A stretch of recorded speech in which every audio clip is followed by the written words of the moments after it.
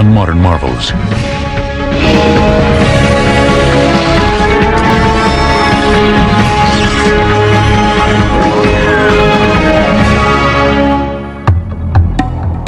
Inside the famous Great Pyramid of Khufu at Giza, a series of mysterious passageways lead through the mountain of stone.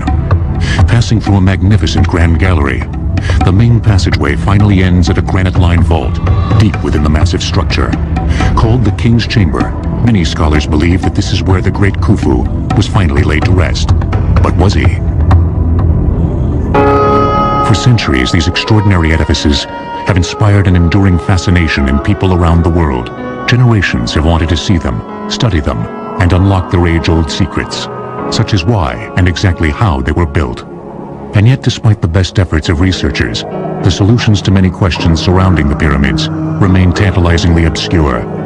The lack of concrete evidence from ancient Egyptian sites has complicated the problem. Even the application of the most modern technology has failed to unravel all the mysteries. Recently, however, new theories have been proposed, which call some of the key generally accepted ideas about the pyramids into question, and that may indeed solve some of the riddles concerning these magnificent achievements. One of the first mysteries about the pyramids is their exact number. Nearly 100 have been discovered in Egypt. Surprisingly, however, at least 3 pyramids that are mentioned in inscriptions remain obscured by time and the relentless desert sands. It may seem surprising that pyramids had not been located yet, but over thousands of years, their superstructures may have been quarried away and all that's left is underground or may have been built over. Built during a span of almost 1,000 years, from approximately 2630 to 1640 BC, the pyramids stand as cultural and engineering marvels of staggering proportions. Not only are they incredibly magnificent structures, but of course they're also the few wonders of the ancient world to survive. The purpose of the pyramid is to serve as the king's tomb, but that's only the beginning because we have to understand why the king of Egypt needed to have a tomb quite like that. The pyramid is the architectural realization of the king's ascent to the sun. That was the king's after-death fate. The pyramid is the spot in which that great transformation takes place, in which the king is reborn. An ancient Arab proverb reads, "Man fears time, but time fears the pyramids." And yet the so-called golden age of pyramid building lasted for only 150 years, during the 4th dynasty of the Egyptian Old Kingdom. And the greatest of the pyramids, those on the Giza Plateau near Cairo, were constructed over a span of only 3 generations. Remarkable engineering achievements in their own right, the pyramids were also the centerpieces of often vast complexes of temples and smaller tombs, called necropolis. The word necropolis literally means city of the dead. So with the pyramid itself, we only have the monument over the king's tomb. Attached to the pyramid is a temple. Then there's a long causeway that leads to the valley where there's another temple. Offerings are presented at the statues of the king in this temple. There is enormous staff that's involved for the upkeep of the temple. The legendary Sphinx, also at Giza, is part of one of these necropolis. That built around the pyramid of King Khufu's son, Khafre. We may know the reason why the pyramids were built, but the origin of their specific shape is still uncertain. The earliest Egyptian burials involved placing the body in a shallow pit, then covering it with a large rock or mound of stones. These not only served to keep jackals from digging up the dead, but also were probably meant to represent the primordial mound from which the Egyptians believed all life sprang. The ancient Egyptians were oriented towards the Nile, which was the source of their life and their sustenance. And the Nile used to flood every year. After that was over, when the floods would recede, the land would become visible again. So that became a metaphor for creation. So the primeval mound was the first time the first land began to be seen when the first waters, the primeval waters, had begun to recede. And it was upon this primeval mound that the sun rose for the first time. Then this mound actually is the pyramid. It represents the primeval mound, that the God created whole Egypt through this mound. The symbol of this primordial mound was the sacred benben, a pyramidal-shaped stone that most Egyptologists believe would later influence the form of the pyramids. And in the top of the pyramid, the capstone is the benben. Then the capstone, that they put it in the top of the pyramid, and they cased it with electrum, white gold and yellow gold. And that capstone is a symbol that the pyramid is finished. But some other scholars cite additional influences for the shape of the pyramids. One Egyptologist has a provocative new theory, based on a migration of desert people into the Nile Valley over 5,000 years ago, at exactly the time when pyramids began to be built. According to the theory, the newcomers brought knowledge of the desert landscape with them that might have affected the pyramid's form. A very important thing in the Western Desert is the fact that the only landforms that persist everywhere are conical or pyramidal landforms. Pointed hills is the main persisting landscape. These are three conical structures in the middle of the desert, some 300 miles west of the Nile. The ancient Egyptians would have seen these things and would have wanted to build their structures that would remain in the windy environment in that form. So these natural landforms can definitely become, in my mind, the precursors to the pyramids.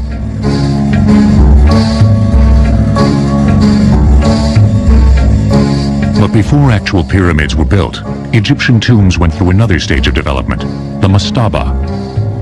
Mastabas were low trapezoidal structures with sloping sides and flat roofs. Usually made of mud bricks, they developed from the primordial mound burials. Mastaba, and it's the Arabic word for bench, but they're bigger than any bench. But the mastaba is the word for the superstructure of a private tomb. The Egyptian tomb really consists of two parts. There's the below ground part, which is the actual burial chamber, and there is the above ground part, which could be cut into the cliff, or it could be a constructed monument like a mastaba. With mastabas, the Egyptians had taken the first step towards the classic pyramid. The next stage came around 2630 BC, during the Egyptian Third Dynasty, during the reign of King Djoser, when Djoser's high priest and architect, Imhotep, began building the famous step pyramid at Saqqara. In Dynasty 3, which is before Dynasty 4, there was a genius architect. His name is Imhotep. And he began to make a revolution in building, changing the building from mud brick to limestone. And he built what's called the step pyramid, a mastaba above the one, until he reached 6 mastabas. And that was a revolution. Soaring to almost 200 feet in height, with a base measuring 397 by 358 feet, the step pyramid is thought by many scholars to be the first large building in human history made completely of stone, and the first pyramid of any kind built in Egypt. Imhotep remains one of the few overseers of a pyramid whose name is still known. Exactly how he designed and planned the structure is not. We have from later times a papyrus where they planned a temple, and they knew in advance how many people they would need, how many food they would have to bring to the place, and how many stones would be needed. And so there must have been similar papers for all these pyramids, but unfortunately we don't have them. However, we do know how the workmen actually accomplished the construction. To move the stone, they used levers, wedges, and rope, usually pulled by teams of men, chanting, heaving at a 1, 2, 3 heave sort of thing. To cut the stones, they used copper chisels, which are softer than modern iron chisels, but limestone is a soft stone. Of course, it takes a lot of work, but they had the manpower to do it. The result is a monument that is as precise as it is imposing. Despite the remarkable symmetry of the final structure, however, archaeological investigations have proven that Imhotep did not plan for the monument to be a step pyramid from the beginning. He started with a mastaba, then he built a larger mastaba, and then he started piling them one on top of the other, so you have as though you have a stairway to heaven. Why the step pyramid was enlarged in these stages remains unknown. As magnificent an edifice as the step pyramid was, few later pharaohs copied it. Instead, they soon moved on to a new form, one that provided new challenges to their builders, and that would change the shape of the pyramids forever. The designer of the step pyramid, Imhotep, was so revered that in later centuries he was worshipped as a god. Egyptian pyramids will return on Modern Marvels. We now return to Egyptian pyramids on Modern Marvels. just over a half-century after King Djoser built the Step Pyramid in 2630 BC, King Snefru came to the throne of Egypt. He would become the greatest pyramid builder in Egyptian history. Unsatisfied with his early efforts, Snefru erected no less than 3 huge pyramids during a reign that may have lasted up to 50 years. The first was the so-called collapsed pyramid at Meidum, begun around 2575 BC. During its building, Snefru decided to change the form of the collapsed pyramid several times. Why he did so remains unknown. How he did it is understood much more completely. It was built as a step pyramid originally, which was then increased in size. Then King Snefru, the inventor of the true pyramid, decided to change it into 4 smooth sides that met at a point high in the sky. And for me, that was the most amazing feat that I've seen in my studies. Because if you deviate the angle of one side, even a little bit on the bottom, it will be exaggerated as you rise to the top. And they never meet. You never get to the pyramidion, to the apex. Today, all that is visible of this pyramid is part of its inner stepped core, surrounded by heaps of loose rubble, thus giving it its collapsed appearance. In earlier times, archaeologists believed that it had indeed collapsed during construction, and was for this reason abandoned. But later research indicates that the pyramid was successfully completed, then was systematically stripped of its casing. Over the ages, that exterior was quarried, used for other buildings. Whole cities could be built from the stone that had been gathered there for the pyramids, and that accounts for its present appearance. Like the Step Pyramid completed 55 years earlier, the core of the collapsed pyramid was made with layers of stone that actually leaned inward. Step pyramid of Meidum was built with what was called accretion layers. They are layers of stone that are built circumferentially around a core, and they lean in, actually. One thing that is known for certain is that at some point during its construction, the collapsed pyramid was temporarily abandoned. For reason that we do not know, in year 17, he left this pyramid completely unfinished, and he built in Dahshur the pyramid that we call it now the Bent Pyramid. The Bent Pyramid is really constructed. They started 54 degree and they could not continue. They had to switch the angle. The Bent was the first pyramid designed from the beginning to be a true smooth-sided pyramid. Part of the reason it still looks that way is because, unlike almost all the other pyramids, most of its exterior casing stones remain in place. With a base measuring 617 feet square and a height of 345 feet, the Bent Pyramid is considerably larger than both the collapsed pyramid and the Step Pyramid. However, soon after construction began, problems appeared, problems that are still visible in the structure today. They built up a ways and discovered that cracks were beginning to form, internally and externally. So about halfway up, they changed the angle of the rise of the sides.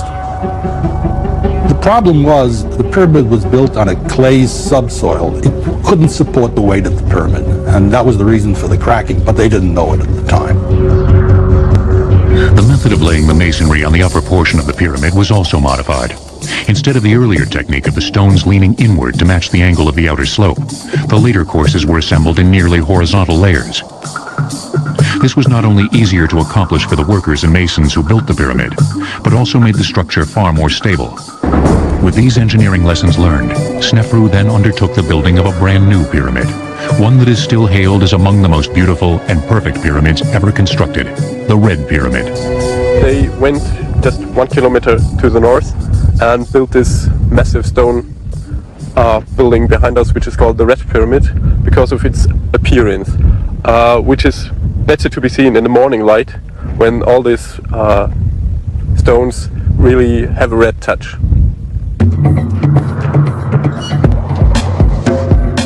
With a base 772 feet square and a height of 345 feet, the Red Pyramid is more massive but no taller than the Bent Pyramid. With an angle of approximately 43 degrees, the slope of the Red Pyramid is also much shallower than the lower portion of its bent cousin. The angle was an attempt to copy the upper angle of the Bent Pyramid because they felt that that was the safest angle to build a pyramid with. But structurally, the Red Pyramid's most important feature was the way in which its stones were assembled. The Red Pyramid was an advance over the earlier pyramids because the entire pyramid was built with courses of horizontal stone, much more stable structure. All the forces are directly down instead of angled outwardly. The Red Pyramid of Snefru is the first pyramid that is actually a perfect pyramid, that has achieved the pure abstract pyramidal form. No one knows exactly why Snefru built this edifice, but archaeologists have speculated that he wanted his final resting place to be an ideal expression of the pyramid, and the Red Pyramid is certainly that. With the construction of the Red Pyramid, all the major engineering and structural elements of the classic pyramid were put in place. The stage was set for Snefru's son, Khufu, to build the greatest pyramid of them all. Taken together, the three pyramids built by King Snefru contain a volume of stone almost 1 million cubic meters greater than the Great Pyramid. Egyptian pyramids will return on Modern Marvels. We now return to Egyptian pyramids on Modern Marvels. Near the modern city of Cairo lies the largest and most imposing concentration of pyramids in the world, those of the Giza Plateau. They include the biggest of them all, the Great Pyramid of Khufu, begun around 2551 BC, the Pyramid of Khufu's son, Khafre, the Pyramid of Khufu's grandson, Menkaure, several smaller pyramids called Queen's Pyramids, and the legendary Sphinx. The site of Giza was uniquely suited for the construction of pyramids. It has the best quality of limestone. It's about 300 feet above the sea level. It's a perfect place. It have the best quality of the stones. And this type of stones never existed any place else.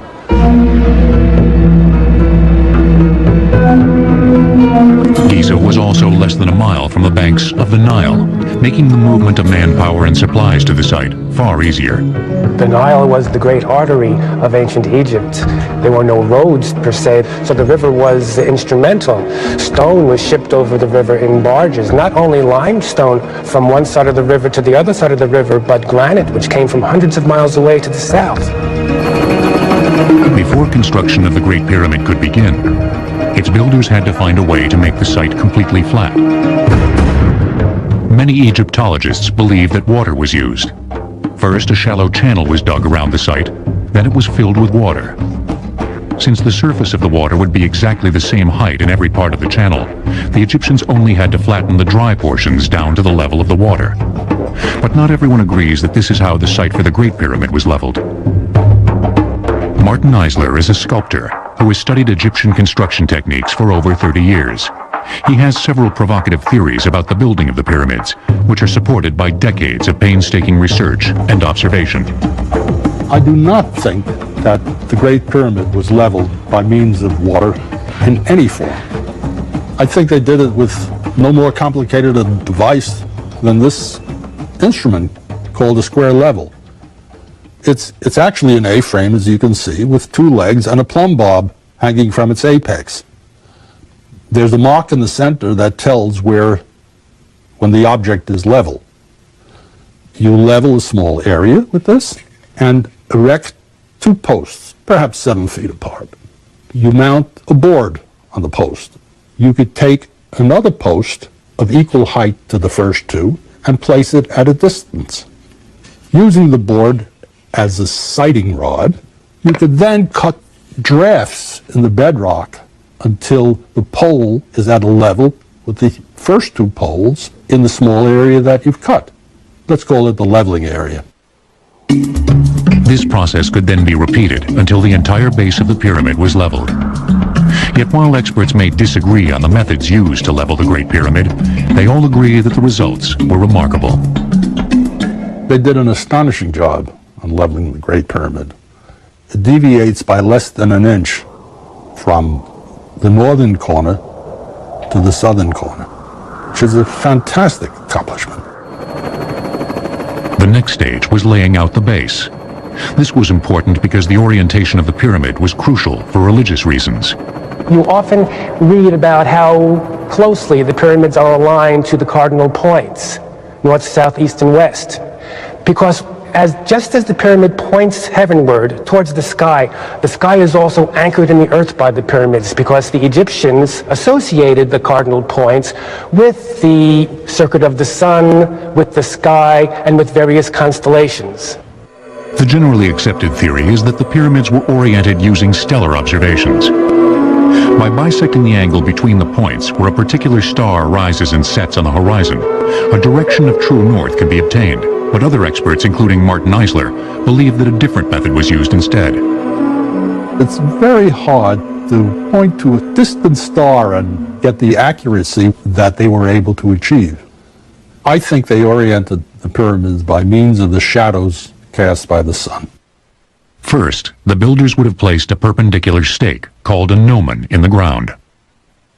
When equal and opposite angles of the sun cast shadows over a gnomon, the bisection of that angle gives you a north-south direction. Whatever the method, the Great Pyramid was aligned almost perfectly, its sides having a variance of less than 1/15 of 1 degree from the cardinal points. Other measurements were equally precise, each side measuring 756 feet, with a discrepancy of only 4 inches per side. In order to actually construct this gigantic edifice, the Egyptians faced an equally gigantic problem in human resources management. Contrary to the popular image, labor was not performed by hundreds of thousands of slaves, but by peasant conscripts as part of a corvée, that is, as labor owed the state by the peasants, probably as part of their taxes. People are taken from the farms from all over Egypt. They are brought to a centralized spot, let's say Giza. They work together in organized gangs, directed by experienced masons and architects to build this great pyramid, which becomes a symbol of national identity. The workforce lived and died in its own workers' city, right at the site, which was only discovered and excavated in the early 1990s. Based on the evidence of our discovery of the size of the workmen camp, we believe only 20,000 workmen were actually involved in the construction of the pyramid. We believe that there was permanent workmen, and this could be like 6,000. Those are actually the workmen who make statues, making technical work, draftsmen, craftsmen, and things like this. But the workmen who move the stones could be 15,000, and they work in rotation. They change them every 3 months. These workers were further divided into smaller units called crews. A crew consists of 2,000 workmen, and they divide the crew, the 2,000, to 2 gangs. Each gang consists of 1,000 workmen. Each gang had a name, like Friends of Khufu, and each gang had an overseer. They divide each gang to 5 file. A file is a Greek word, means tribe, group. Each group consists of 200 workmen, and they had names like Great Ones, Green Ones, and after that they divide them to small units, 10 to 12 workmen. Near the workers' quarters, their graveyard has also been discovered. One of the overseers' tombs was even made in the form of a small pyramid, complete with an underground passageway and burial chamber. The overseers lived a relatively long life, but the common laborers who died at the site did so at significantly younger ages. All the age of the workmen were between 30 to 35 years old.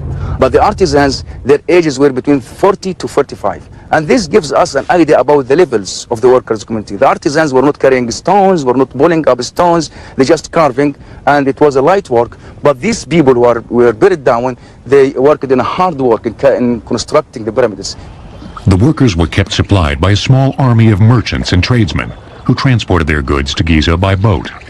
Also, in order to feed them, farms have to be established, new areas of land have to be cultivated. In order to do this, there has to be a means of taking the products, the food, and getting them to Giza and storing them there and redistributing them. But immense projects such as the Great Pyramid had far larger effects than simply building a monument for a dead king. In some ways, you can say that the Great Pyramid building projects built the Egyptian state because an enormous amount of organization was involved. It was their space program. It was the Apollo program of the past, where get all of these people to work together so they can feel great and they can have an accomplishment. And they did, and it became one country since then. It would be this workforce that would complete the largest engineering project yet undertaken in human history. The ancient Greek historian Herodotus reported incorrectly that the Great Pyramid was built by shifts of 100,000 slaves, and that King Khufu forced his daughter into prostitution to help pay for the massive project. Egyptian pyramids will return on Modern Marvels. We now return to Egyptian pyramids on Modern Marvels.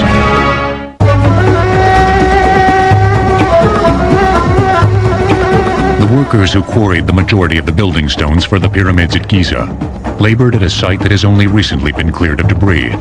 Actually, all the stones for building the Great Pyramid came from a location of a quarry next door to the Great Pyramid, about 600 feet from the base of the pyramid.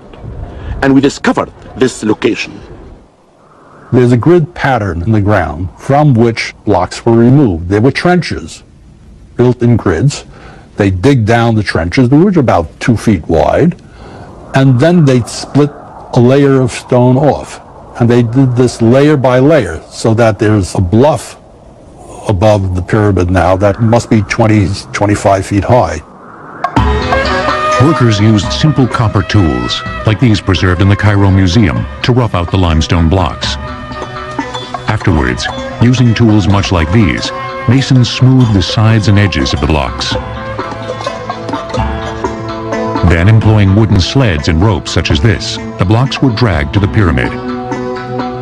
Most scholars believe that the workers piled up the blocks in sequential horizontal layers, with each layer being precisely squared and leveled until the top of the pyramid was reached. But again, not all the experts agree. Number one, the slightest imperfection on the bottom would assume a cumulative effect as it reached the top.